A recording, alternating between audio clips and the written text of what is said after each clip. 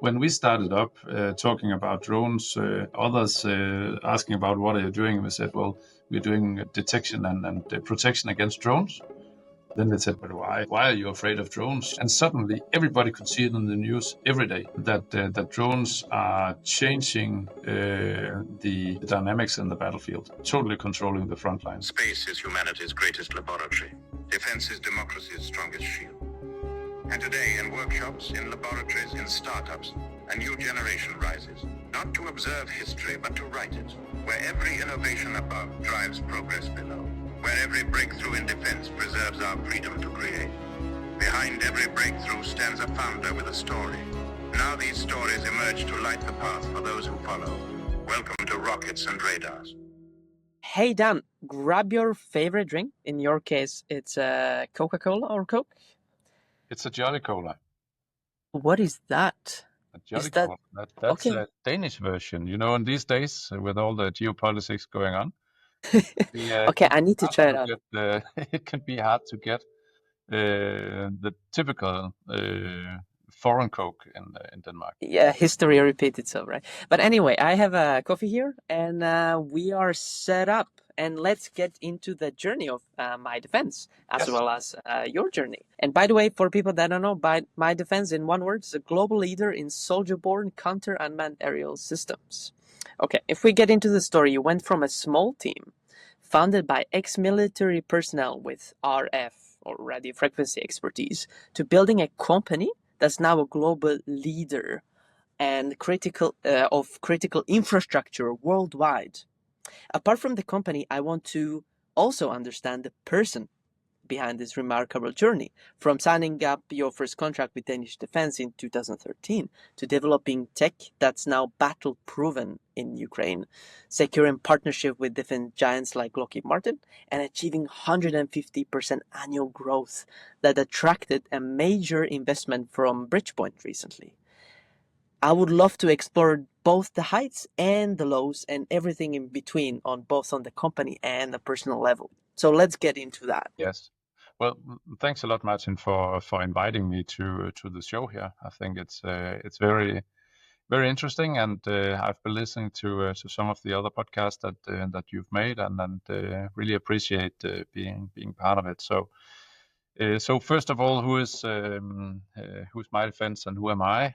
Well, basically, if we go back in time, I started in the Danish Air Force in the late 90s, where I did my service as a reserve officer, making sure that the planes could take off by protecting the airbase. I've also always been kind of an entrepreneur by heart and tech savvy and stuff like that. So I started working on a master thesis within electronics and wireless communication from 2000 to 2005. And then I worked with a company called RTX for a number of years, where we did wireless design services for other companies. And that's really where I started working both on the technical side and also on the sales and marketing side, doing some technical sales.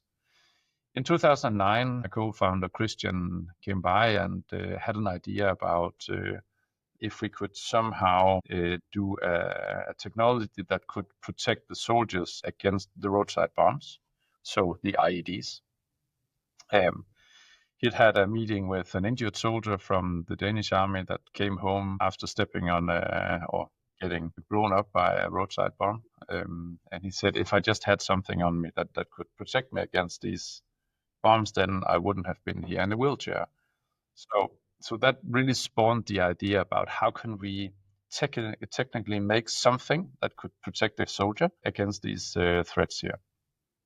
So we worked on the concept for 3 to 4 years, trying to figure out how could we make a device. It had to be substantially smaller, more lightweight than what was on the market. On the market, you had, and then you still have, big backpack barrage jammers that are just spraying out noise on a number of different frequencies. It's unhealthy and it's very heavy to carry around. So what we wanted to make was something that was 10x smaller and more lightweight, and all that. So we went for a device that could do, instead of transmitting all the time, it would be receiving signals all the time. And then only when there's a trigger signal for a roadside bomb, it would do a very surgical jamming on that particular burst, and then really destroying the signal so that the receiver in the roadside bomb would not receive it and would not explode. That's really how we started. We convinced the Danish MOD on that concept, and that I mean, we had multiple meetings with the Danish MOD, and at some point they said, okay, if you can do that, then we have some funding. We can do a co-funded project with you where we can do 50%, and you need to do the other 50%.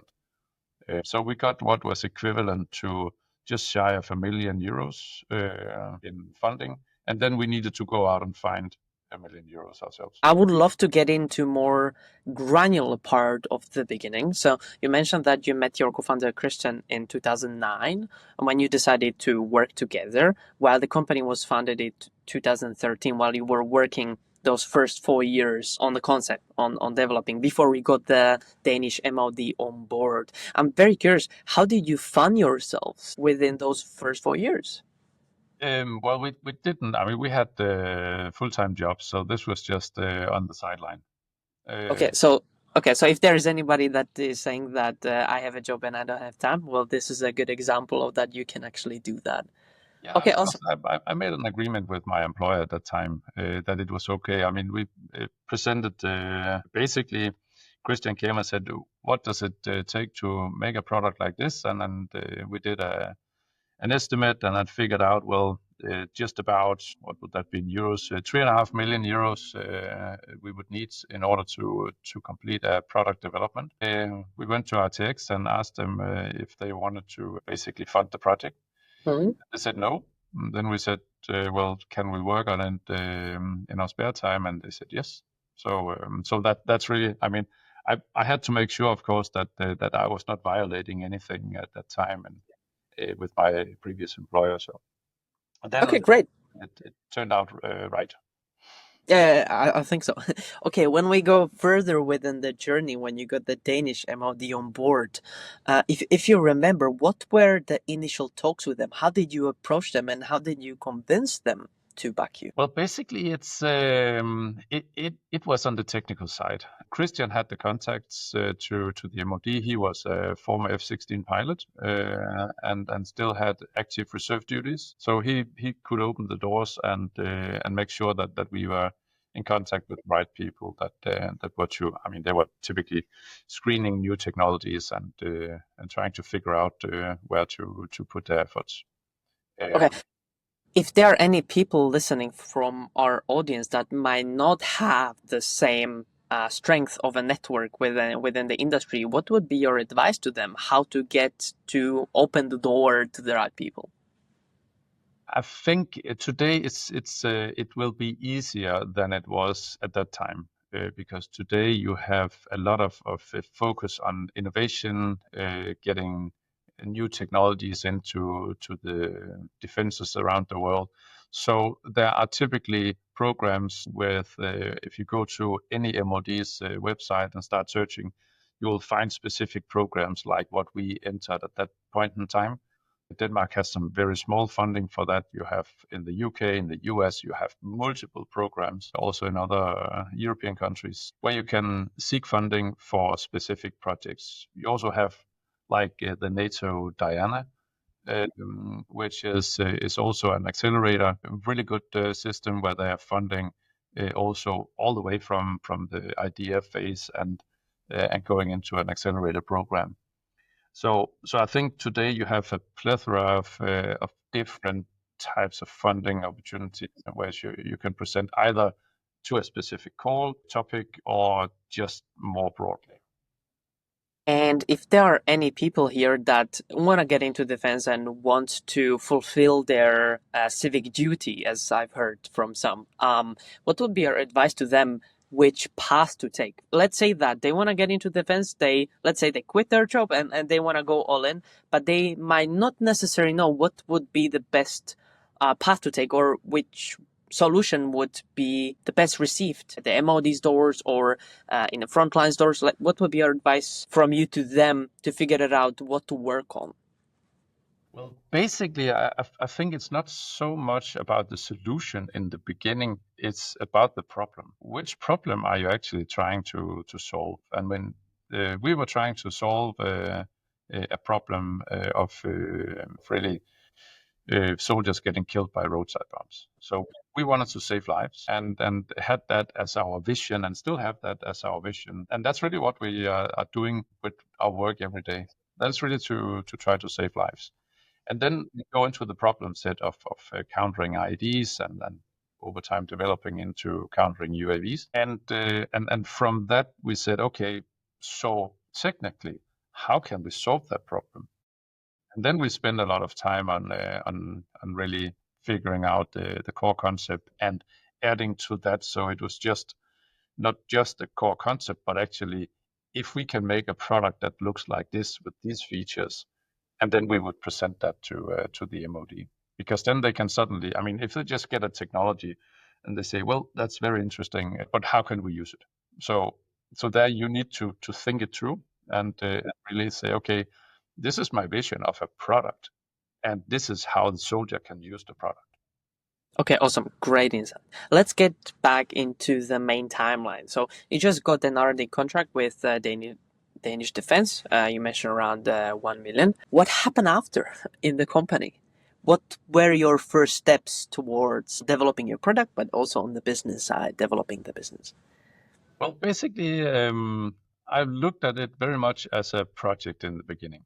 So I had done project management previously as well, and could see, okay, there's basically a budget that we need to meet. So I was just building up, okay, how many resources do we need? What type of resources? Where can I play a role? I did the hardware development in the beginning, and then phasing over to hiring a hardware engineer that could take over and stuff like that. So basically, I built it up as a project for 2.5 years with its own budget, and then I put in timelines for when do we need to secure funding, and then we went for some family, friends, and fools on the one hand side, and soft money on the other hand side, really to get started.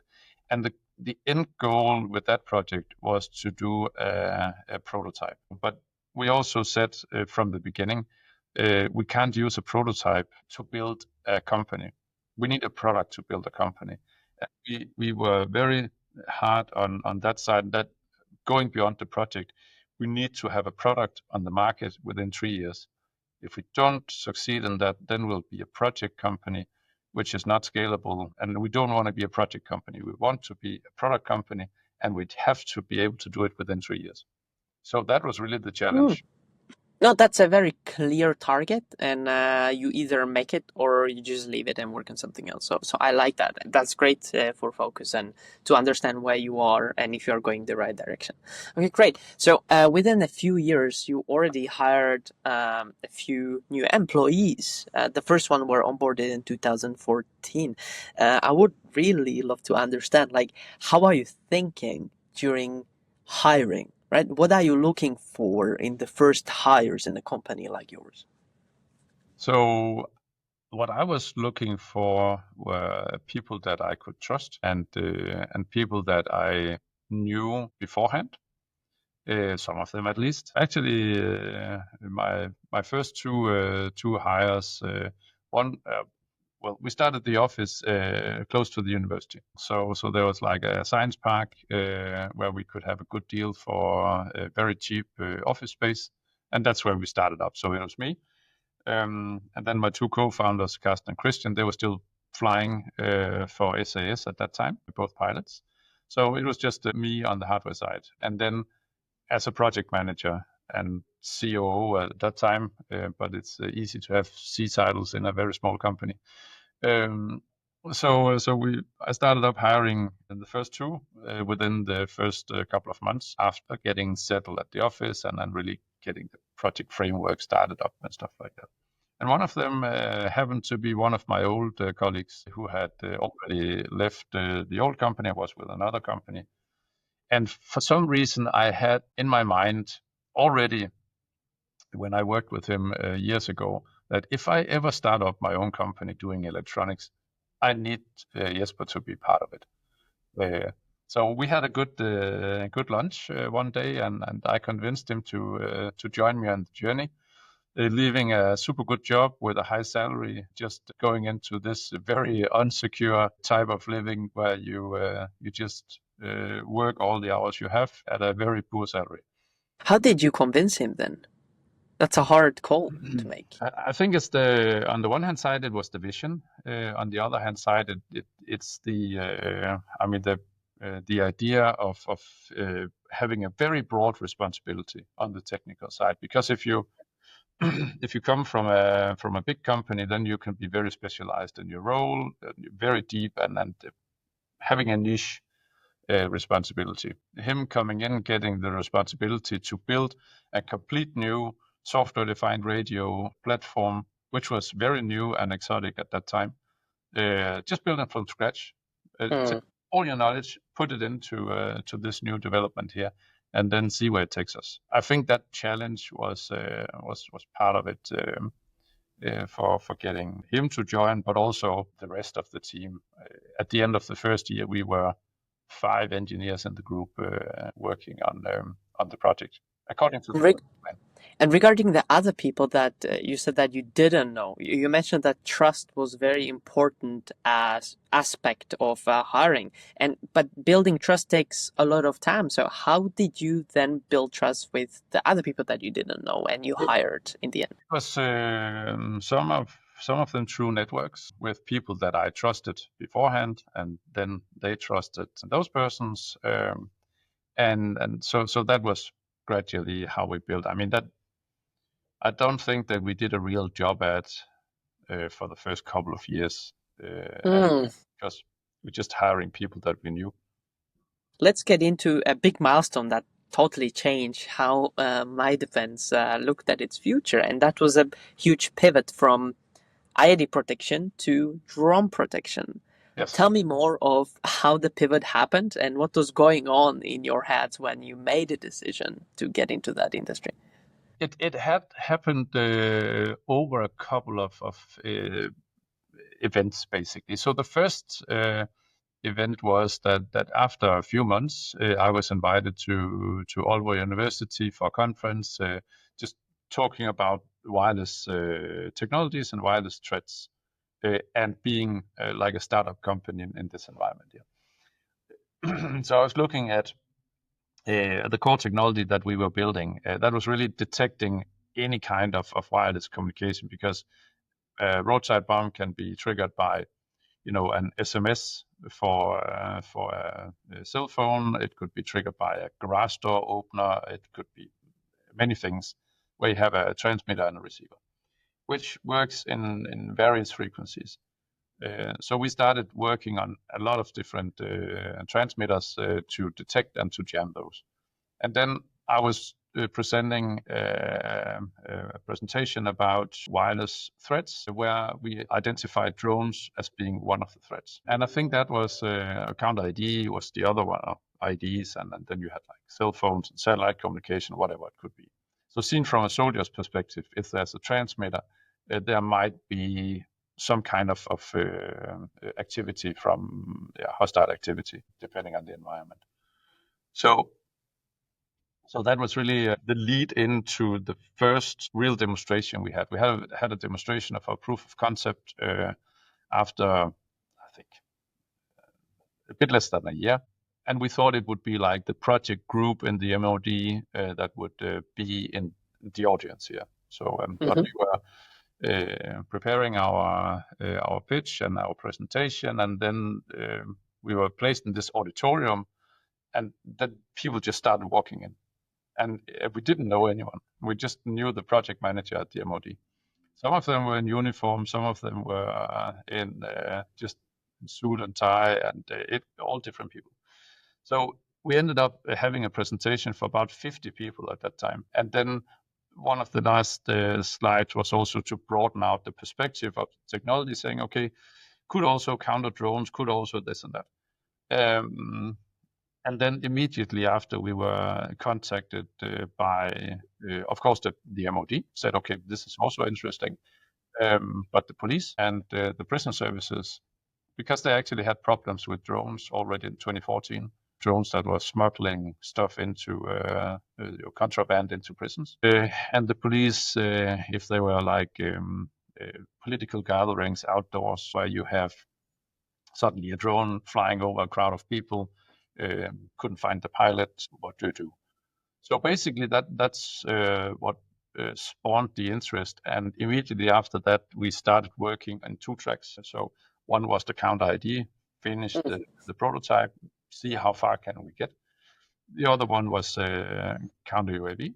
And that was really where it started, because after a couple of weeks, we had a prototype where we didn't jam roadside bombs, but we detected and jammed drones. And we went to the same customers and did the demonstration, and they said, well, this is interesting. Now we probably suddenly can see something that we couldn't see before. So it was actually more on the civilian side in the first months after doing the 2 tracks. And then we got an InnoBooster, which is soft funding that you could get in Denmark at that time. I think it's still open actually, but good for small proof of concepts and prototypes and stuff. You mentioned that you had 2 roads that you were taking, right? One thing was with the tech that you were developing initially, and then the drone protection technology. When did you decide to go all in on drone protection, or have you? No, we decided that actually at the time where we finalized the prototype for counter-IED. So the one for roadside bombs. At that point in time, we already were developing a product for detecting drones. This is our first product. It's called the Wingman, and it's called the Wingman because it's actually my wingman when I'm out there. I carry it on my vest, for example. Turn it on, and then if there's a drone detected somewhere, then it will vibrate and it will tell me that there's a drone threat. It could also tell me if it's a pilot it's detecting, so the controller. So basically this would be the first. And we said, okay, we want to make we had the vision and the plan of making a product within the first 3 years. And this was the product that we wanted to launch. So the InnoBooster was about this product. And one of the collaborating parties was the Danish MOD in that InnoBooster. So we suddenly had access to the special forces, and that they would take this and test it out in various versions along the way. Come with feedback from the field, what worked and what didn't work, and then we can do fast iterations on that. So we succeeded in launching the product based on the InnoBooster, and of course our own ideas about where to take it, and then driving it with the special forces. Okay, very organic development and opportunistic. I really like that. Super. Thanks for sharing that. And again, back to the user, very focused on the problem set. We really, I mean, we didn't finalize the design when we finalized the application for the InnoBooster. That was just the idea creation part. And then we finalized the design during the project together with the end user. And I think that's really important for the defense business in general, is that soldiers, they want to be hands-on. You cannot just sit in the lab for 3 years and do stuff and then think that everybody can use it, because they can't. You have to give a very early prototype. I mean, you're almost embarrassed to give this away to a person and say, okay, this can save your life. You have to say, okay, now here is an idea. Go test it out. Tell me what works and what doesn't work, and then I'll take it back to the lab and we'll do another round. Were you embarrassed with your very initial product? It looks pretty okay to me. I was very proud. But you know, that we had actually created something that was super unique and nobody else had made. So we were proud about that. But we also, because you know, as an engineer, you always know where you want to go, and it's never good enough. Yeah, of course. It's more that Always improve. that now I put my baby in somebody else's hands, and I know it's not grown up yet. Yeah. Okay. Super. Thanks for sharing that. Okay, let's get back into the main timeline. So when you had the event, when the police and several prisons within the Danish ecosystem have come to you and said, "We want this technology," understand, based on your understanding, the different dynamics between the Danish MOD and then police. Yes, I think there was a bit more openness, because not so many secrets as you have with MOD customers. Okay. I have a bonus question. If you go back and give advice to yourself in 2015 when you were signing those first contract, what would you tell yourself? I think that what would have been good to know at that time, how hard it would be to do the follow up and the finalization with these particular customers, because what I would really have liked at that time was to move directly into some kind of frame agreement, long-term commitment from the customer. But we simply, we couldn't, and we were, too busy doing things, and didn't understand all the structure you need to have in place. Legal documentation and all that in order to enter into a real agreement with an entity of a governmental entity. So I think it's hard for very small companies with a new technology to get much further at that point in time. They might have a program that they'll be part of, like an accelerator program that can open doors. Okay, so you kind of learn how to do it on the way during going through the contracts, right? I don't think there's any other way than just trying it and iterate on that, right? I think you're right. There's no cookbook for how to do it, because also depending on which country you work in, it's different, and it's about deploying the system. Different laws, different structure, different culture, right? Okay, great. So we are around 2014, 2015. You had your first product, Wingman, in the public. What happened after within the company on the product side and also the development? Where were you going at that point? From that moment, time where we decided really to put the counter-IED on the shelf and focus on counter-UAS. So the anti-drone solutions were our main focus there. So that's where we made the pivot. It was not because we got big contracts or anything, but we got some sales, and we continuously started working. And then we we got the challenge from the police and also from the prisons, saying, okay, but if we have autonomous drones flying that are not transmitting anything, what do we do? They will say, well, then you need to have a radar. So can you help us find a radar? And we said, yes, we'll try. But there are no radars out there. In 2015, nobody had a drone radar. So we said, there are no radars. Well, can you make one? Of course we can. We are RF engineers. So of course we can make a radar. So that was another pivot project that we started up. Put 3 of our engineers in one room and the rest in another room, and then that was the radar team, and this was the RF sensor and jammer team. And then within 8 weeks, we had the first prototype of a radar. And I consulted with some of the people I knew, professors and stuff, and they said, "Oh, it takes years. It takes many years to build a radar. Just look at the radar companies; they have been many years on that journey." I said, "Well, we have a software-defined radio. We can transmit, we can receive. Of course, we can make a radar." So we did.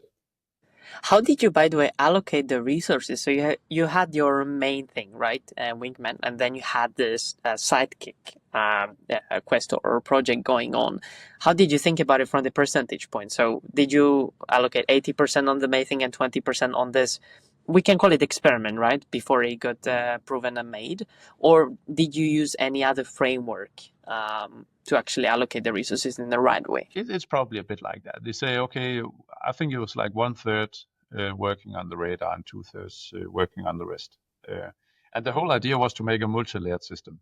So we wanted to present a multi-layered system to the prison services and to the police, so that they could use basically to counter it, and detection, jamming, and also radar tracking. So that was the goal we set out, and one part of the effort was also going on to make this sensor fusion between radars and RF detectors and cameras on top of it. I mean, we didn't make our own camera, but we integrated the camera into to the system as well. That was really because especially the prison services were looking towards for their top secure prisons in Denmark to start a solicitation on equipping these with counter-UAS. So that was driving it from a business case perspective. It was really that we were in a good position and wanted to win this presence here, which would drive development. So in the end of the day, you were able to deliver on the radar sidekick quiz. Am I right? Yeah, we ended up selling in total 5 radars. So that was 2D radars, and at that point in time, the first couple of radars came to market, other than ours, and they were 3D radars. So our customer said, well, nice with the radar, but we need to know height information about the drone as well, so we can shoot it down. And I said, well, then we need to make a 3D radar. And then we looked at the bank account and said, out of money. So we needed to focus. All of the focus again on Wingman, or were you still juggling the balls between different techs inside? We focused very much on the Wingman, but also on the multi-layered system, but then with third-party radars. So that we started working with like Ecodyne, for example, is one of the early radar manufacturers for drones. Okay, next milestone. February 2016, you signed an MOU with Airbus Defence and Space for cooperation on the Eurofighter weapon system. I would love to understand, how did this agreement come about for a relatively young company back then still? Yeah, I mean, this was as part of an effort from Airbus to position the Eurofighter against other fighter aircrafts in the Danish competition for next generation fighters after the F-16. So we basically chose to work with Airbus, and they chose to work with us because they were looking for partners in order to offset some of their obligations to Denmark, for example, if we ended up buying the Eurofighter. They were looking actively for partners, and we had electronic warfare capabilities. There was a good match simply on that. And then they had a counter-UAS program starting up where they were looking for multi-layered solutions, and we had some of our solutions fitting into what their needs were.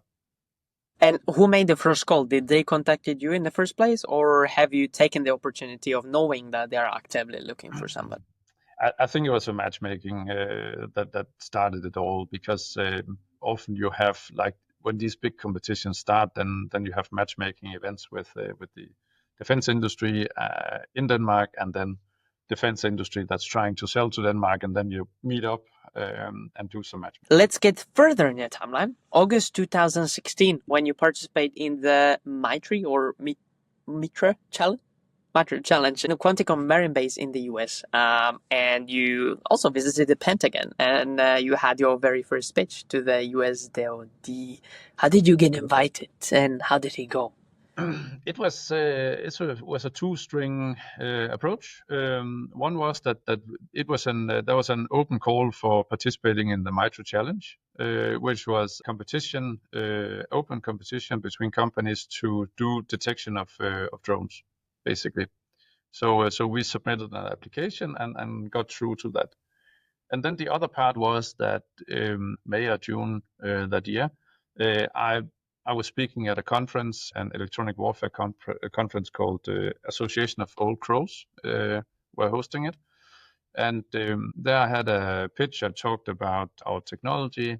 And then after my speech, a US general came up, gave me his business card and said, next time you are in Washington, D.C., please give me a call. Because I would love to talk further, but not here. And then I quickly put 2 and 2 together, and then made the call and say, okay, just after we've finalized the Mitra Challenge, I'll be in Washington, D.C.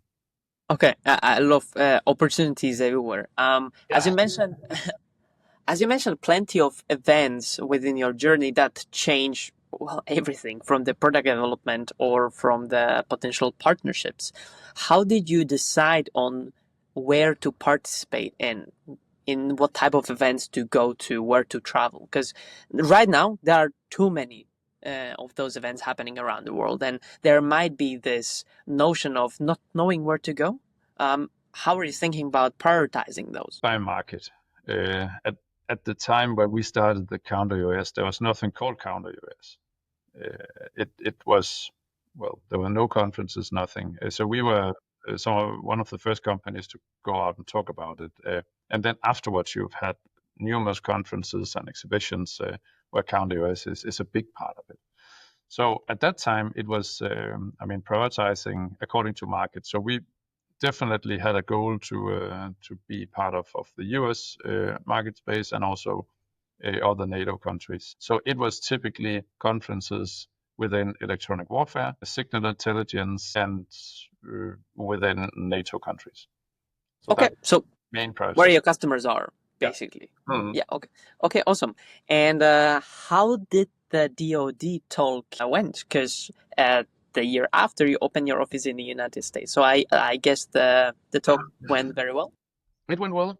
There's a funny story around that because I was, just a normal guy from Denmark, having his drone with him to the Pentagon and thinking, well, I need to show to demonstrate my Wingman and my drone and my controller that I can detect and give an alert. And then I came to the security checkpoint, and they just looked at me and said, "What are you doing?" I said, "Well, I have a meeting," and then I named who I was meeting with, and they said, "Well, we don't care. You're not getting this one in." I said, "But it's part of the meeting. I need to show that I can actually detect drones and the controller." So, long story short, we ended up having, I don't know, 15 security guards around me saying, "You're not getting in." And then suddenly one of them said, "But what can it do?" And I said, "Well, it can detect drones, and you could actually, if there's a drone here, we would be able to detect it." And then suddenly it was very interesting. And then they called the general, and I was let in. So that was a funny story, and I got cleared for that. And it was a super good meeting. They could see the relevance. We had the reference to the Danish soldier using it. They checked up on that on the backside, I believe. We never know stuff like that directly, but I guess they must have done that in order to make sure that we were not just selling them a hoax. And then they bought a few for testing, and we went to a number of test events with them where they were giving us feedback on what worked and what didn't work. So a bit like we had done in Denmark, but just now traveling to US every time. Yeah. By this time, you talked both with the US DoD and the Danish MOD. What were the biggest differences in approaching those players? And also, if you would have any tips how to approach each of them, that would be amazing. If you have any thoughts there. It's about, on the one hand side, network and trust. So it is about who you know, and it's about opening the right doors at the right time. Because, you'll not get invited in if nobody has trust in you. So it's to build that trust, and that typically goes through. Being invited to demo events. That's a bit hands off. You're in a safe zone. You're not let really in, but you can demonstrate your technology, and then if your technology is good, and good advice here is be there with top leadership, especially if you're a small company, because there will be generals coming for what they call like distinguished visitors days and stuff like that, where you show off the capabilities. So you'll have to be able to talk to the top leaders. You also need to make sure that you have your R&D staff, the people that actually made the equipment, because there will be questions that they will have to answer. Mm. Now I had been part of it, so I could also answer some of it, but but some of it, I mean, I didn't do, so other parts of the team would be part of it. So you really need to take it serious. I mean, you don't just show up with an uneducated salesperson for a demonstration, because it's much deeper than that. Do you remember, were there any unique challenges to get into the US defense market compared to the Europe? I think we were at the right place at the right time, saying the right things. I can't give you a recipe, because I think it's very rare what we did, and how we came through. I mean, we had the only product in the world at that time, which was exactly what they needed. So it was a combination of that. Next big milestone, August 2017. A few months since you opened your office in the United States, you received a grant of 1.3 million euro for an EU Horizon 2020 project called NOx. I would love if you could tell us more about it, what it is about, and how did it impact your company from that point? Yes, so that was where you have the US market and the Wingman and then the dismounted soldier piece. That was really one part. The other part was this multi-layered system that we were working on at that time, still working on the radar at that time. So there we had, this was the second phase of a project. So we had a phase 1, which was like the starter project, and then we had the phase 2, which was the big grant. And the phase 2 was about large-scale demonstrations in urban environments. So we had a number of stadiums, a number of prisons, and a police station, all in urban environments where we should test out this technology. So this was really part of the strategy to get the multi-layered system in place, to further develop that and to demonstrate it in urban environments and to the civilian and governmental type of customers. So it was not defense related as such; it was more civilian related. And I think it was by far the biggest grant we had got at that point, and it was a really good boost to our technology and also on the awareness side, because if you look to Horizon 2020 programs at that point, I think out of all the applications they got, they selected 1.5% to go to phase 2. So we were really selected, and then that carries in itself a good branding possibility. Yeah, definitely. You really nailed it. Would you have any thoughts on people that just applied or want to apply for Horizon 2020, how to approach the application? Yeah, we had some consultants helping us that had done this type of applications for EU before, because it was much more elaborate than what we were used to with the Danish funds, for example. And we needed to understand, how do you write it, and this was a big way of writing it. So I would say consultancies.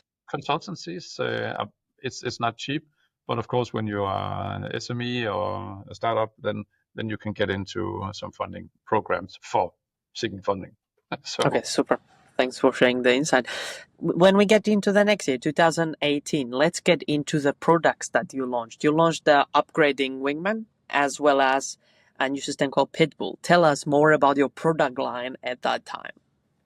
So the product line with the dismounted soldiers, the Wingman and the Pitbull. So on the Wingman side, you could do the detection. On Pitbull, you could do jamming. You could interconnect these so that you would do automated jamming if there was a drone signal coming in. And the whole idea about having the Wingman Pitbull, both, it's almost the same form factor. So you have both on the chest, for example, or on the backpack, depending on if you are in front or in the back of the walking patrol. So that was starting to do the protection and not only the detection. So this was a big step forward.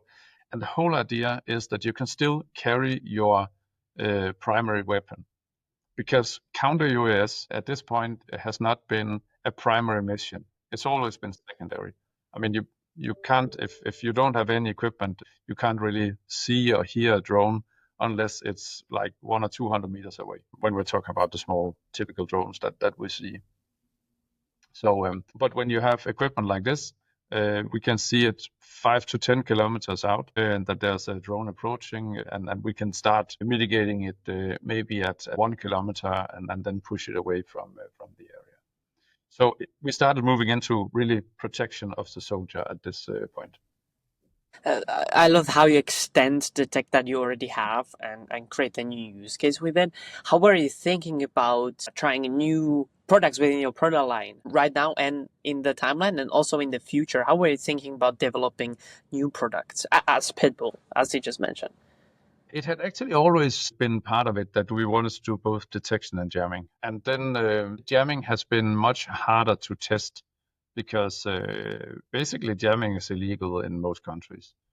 Because I mean, and that legality or legal side comes from the 90s, where you had suddenly jammers coming up anywhere to make sure that cell phones were not working. For example, in the late 90s, you had cinemas putting up jammers because they didn't want cell phones to ring while they were showing a movie. That's actually smart. But anyway. Actually smart, but then one day somebody needed to call 911 and couldn't get a signal because there was jamming going on. So suddenly there was a lot of legislation going into to that part. And today, I mean, you use the wireless spectrum for so many things, so it has to be controlled for sure. But we see today that things are changing again because of the drone threat, and we see that that this is actually coming back into some personnel within the police and the DoD are or will be capable of legally using jamming. And since 2019 until the present moment, you have created new products within your total product line. How were you thinking about introducing more products even into the product line, apart from those two that you had at that time? Well, basically, again, looking into the use case, solving the problems, and the soldier can be dismounted, he can be in a vehicle, or he can be on a base. So we wanted to solve all three problem sets. So basically, we developed products to go on soldiers, on vehicles, on masts.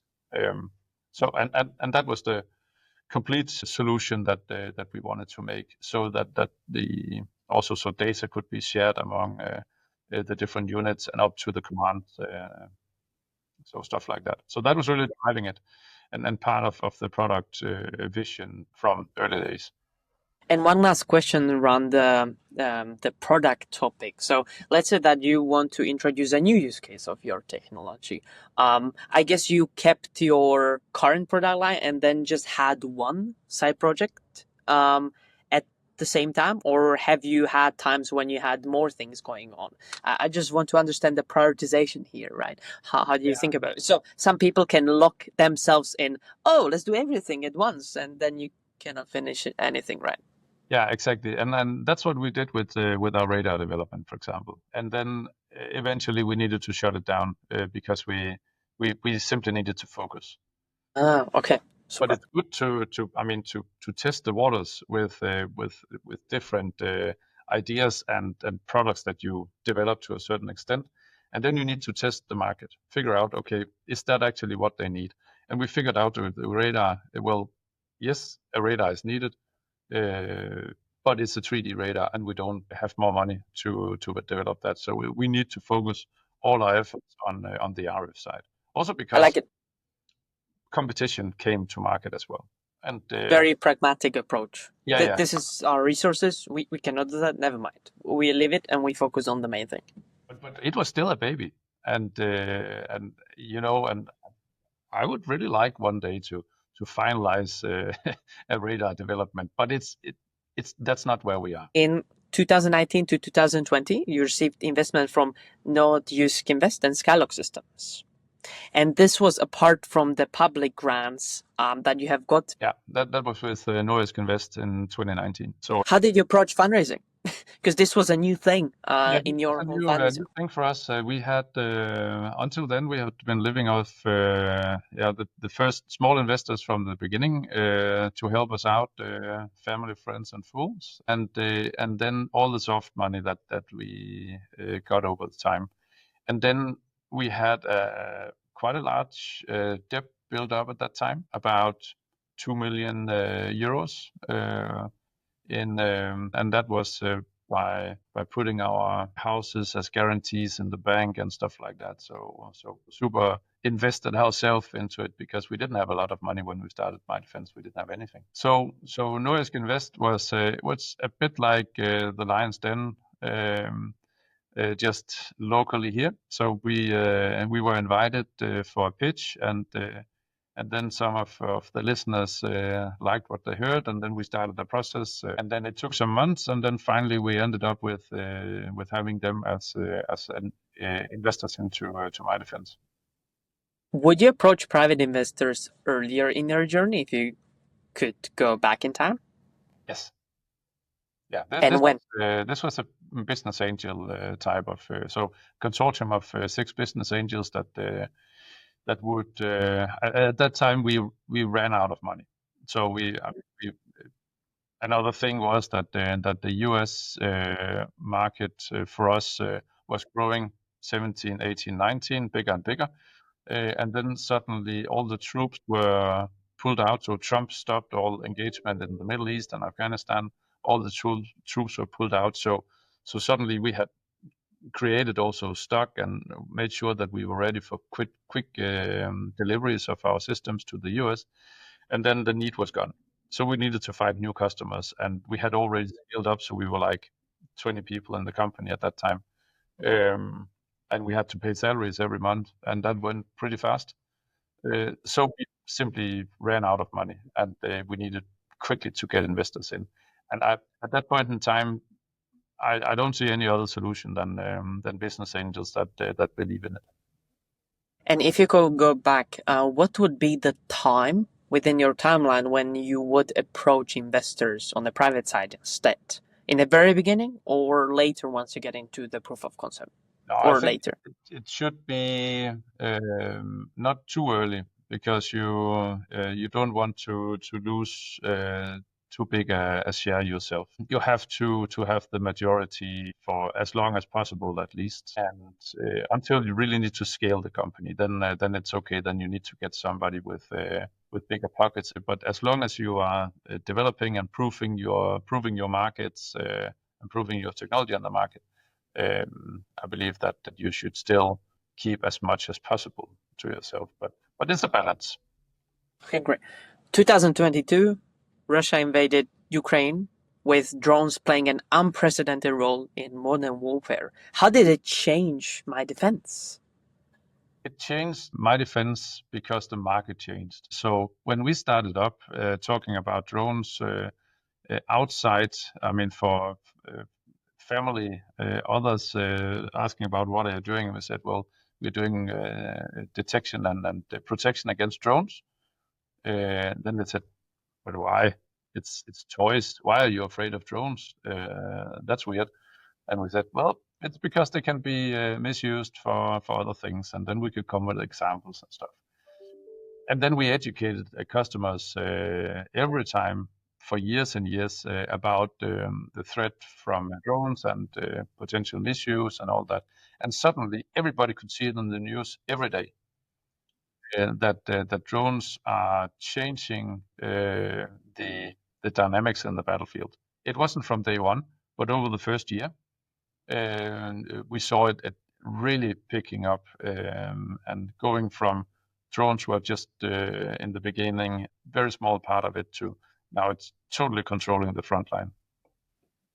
You reportedly deliver over 2,000 Wingmans detectors to the Ukrainian Armed Forces. Yes. What feedback you received from them, and what would be your advice in engaging with the Ukrainian buyers? It has been it's been very hard because of the circumstances and because of the we've been part of a number of donation programs with various countries, and really the common denominator for all of these programs so far have been that everybody thought that this would be a short-term thing. And because this is like personal equipment, it's all the way out there in the battlefield. It will be given from one soldier to the other, so it's super hard to track. So the feedback was there, but not very much. And that is probably the hardest thing for us has really been to set up the connection to the end user. We've been there a number of times. We've worked with the end users, but it's spread out. Imagine 2,000 units spread out and between 1 million soldiers, right? How do you find them? How do you make sure it gets updated and don't stay on the shelf? So that's really, and that's what we're working on still, is really to make sure that it stays relevant. And the development is going so fast, the innovation is going so fast in between Ukraine and Russia, that you have to be upfront with new drones coming to market and how do you counter it. And so you have to be there and lean forward as part of your approach. Next huge milestone, I think the key one of the story, it's June 2024, where Bridgepoint became your majority shareholder. And I'm very curious, how did you make MyDefence attractive for this global investment group? It's a good question, because I mean we didn't aim for Bridgepoint as such. We aimed to get in a new investor that could really drive the growth the growth potential of the company. We were actually making good money at that time, so it's not because we needed money, but we needed the strength in order to carry out the strategy that would give us the ability to do some jumps and really scale the business. Because we have a good product, we have good customers. It's all about scalability and hitting the right numbers. So we went into a structured process with PwC here in Denmark with their corporate finance team, and you know they are super professional on stuff like that. The other rounds we've done that ourselves, and you know, a little due diligence and stuff like that. But this is like, okay, here's the time schedule. Expect that it takes 9 months. We will start preparing the material in the first 4 months. And then we'll put a team on it. And they had a team of 3 people full-time working for 9 months on this case. So it was a completely different thing than building our own or finding our own investors. We got to 110 potential buyers. So it's like, okay, previously I had my own list I submitted to PwC for people I knew were interested. It was like 8 or 9 or something like that. And then they came back with a list. Well, we have 110 that we'll start working with. Okay, so, and Bridgepoint was one of these 110. So then started the process of really, first of all, figuring out, some of them, of course, found out pretty quickly, well, they were not interested because either we were too small or we were too big, or they simply couldn't invest into the defense industry. So pretty quickly we came down to 35 companies that signed the NDA, got the material, and then my work started for real, because then I needed to go in and do company presentations for all these companies, and really do, you know, take the first steps of figuring out who would be potential owners at the end. Do you think you had the right timing towards this decision of finding an acquirer or investor at that point? Or if you go back, would you start this process even sooner or maybe later? I think the timing was right, because we had at that time, I think it was in 2020, we made like a zero on until 2020. We had been basically spending money rather than earning money, but that was the time when we started earning money, when we got in Skylark and Nordisk Invest. That was together with a plan of really cutting down cost, going focused and stuff like that, and that really worked. So we just had a good growth path, and we could see it in the numbers from 20 to 23. that it was going the right way. Every year we were growing and growing and earning more and more money. So I think that projection was good and good timing. If we waited a year, of course, it could have been an even better sale. But again, on the other hand side, I think timing was right. If you would reflect, what would be the key advice for founders that are thinking about doing this type of investment or acquisition at some point? Like one thing that you remember that would help you if you said it to your younger self? I would have had professional consultants in on an earlier stage. As an entrepreneur and engineer, you know a lot. At least you think you know a lot, and you think you can do everything yourself. But on the other hand side, there are people doing this every day, and being able to outsource it to people that I could. Again, it's about trust and good relations. And then PVC had a splendid team for that part. So we just had a very good cooperation, and we might have been able to do it a bit earlier. But on the other hand side, I think timing was good. Okay, great. Three last things in the journey of this episode. So, in August 2024, a few months since the Bridgepoint moment, you secured a historical framework agreement with NATO through COPS Belux and the NATO Support and Procurement Agency. Some people describe this as the first of its kind deal in NATO's 75-year history for counter-drone tech. I would love to get more into how did you get this huge agreement done? It was quite a milestone.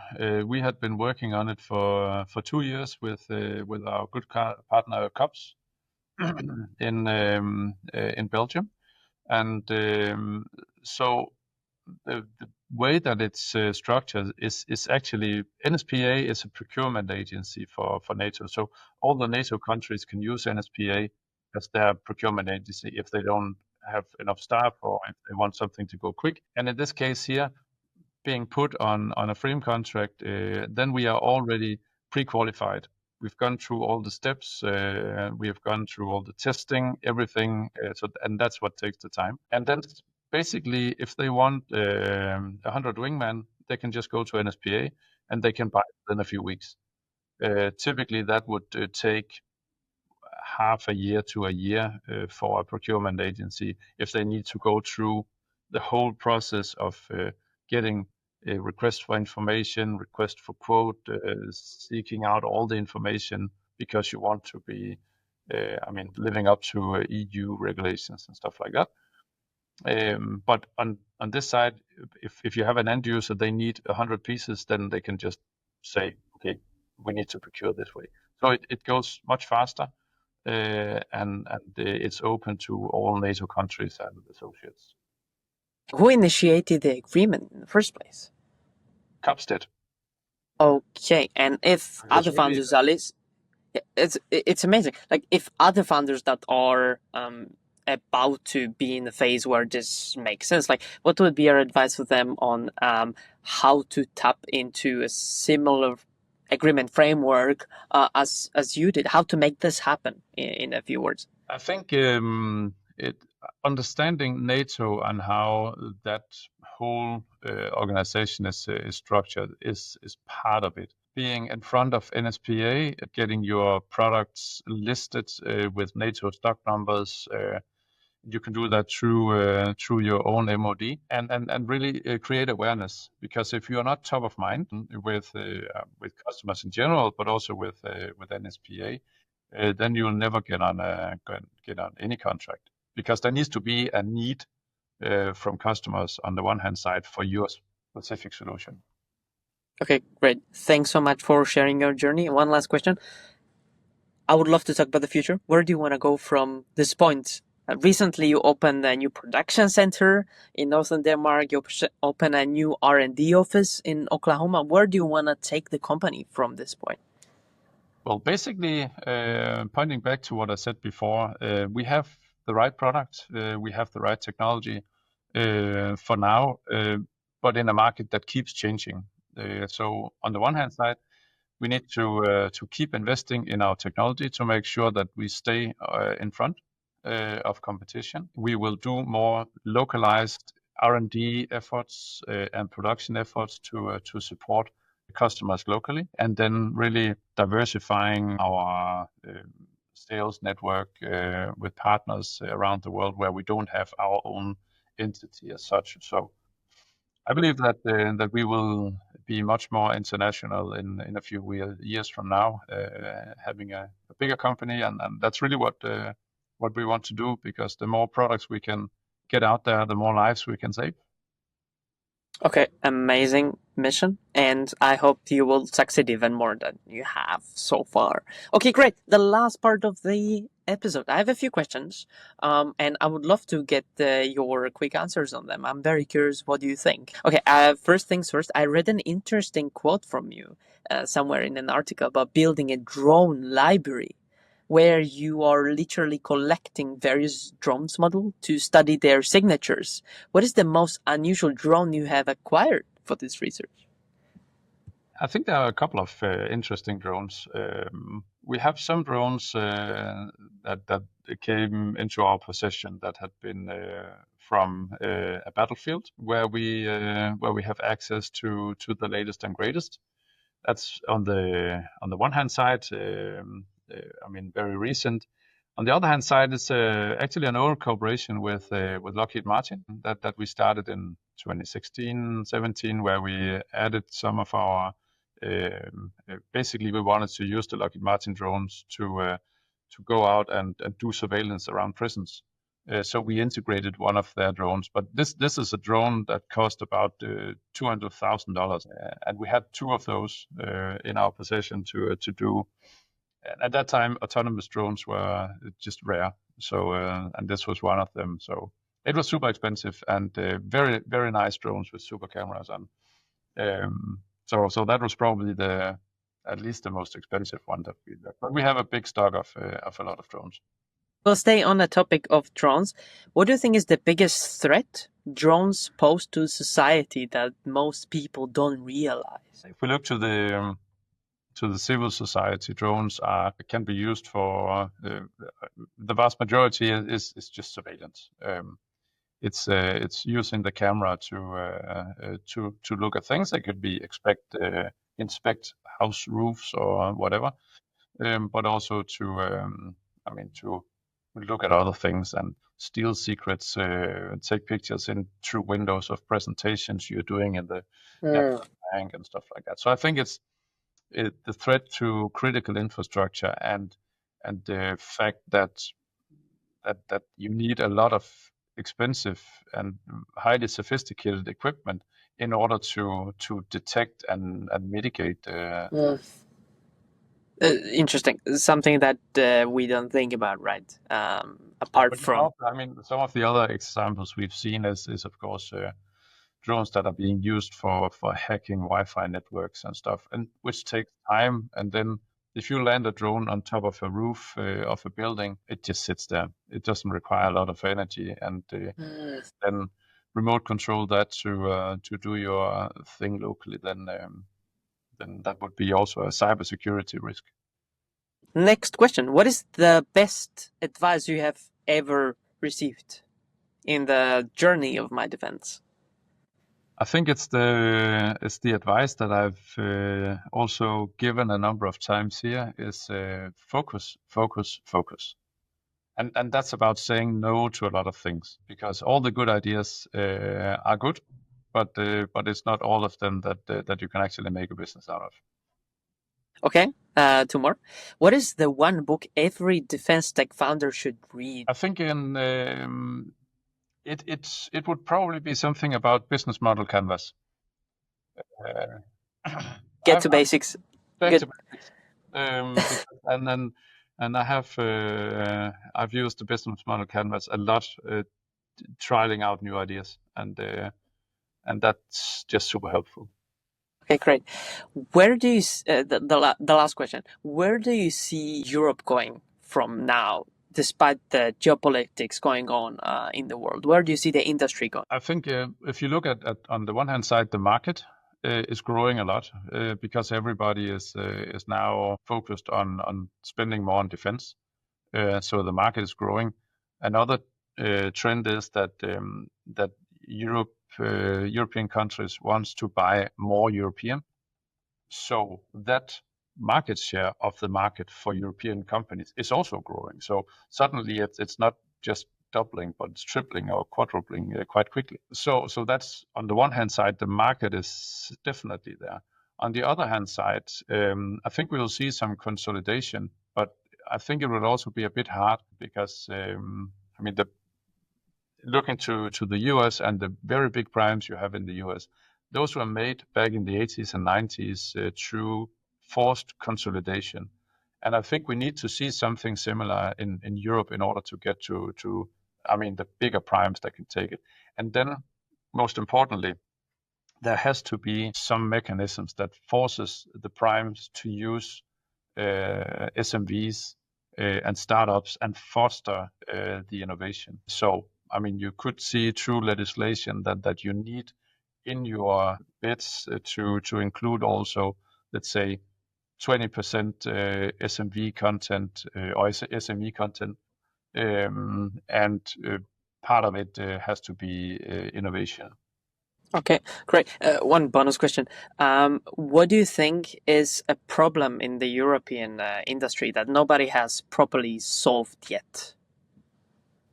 I think it's the countries themselves that they are looking too much inwards, and it's going on at the moment even more. Even though you want to have a pan-European type of companies, then more and more countries are looking to their own industry to be better. Okay, great.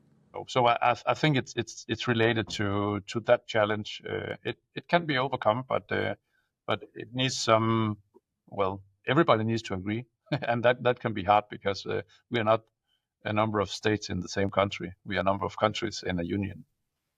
Precisely, with totally different cultures, with totally different ways of thinking.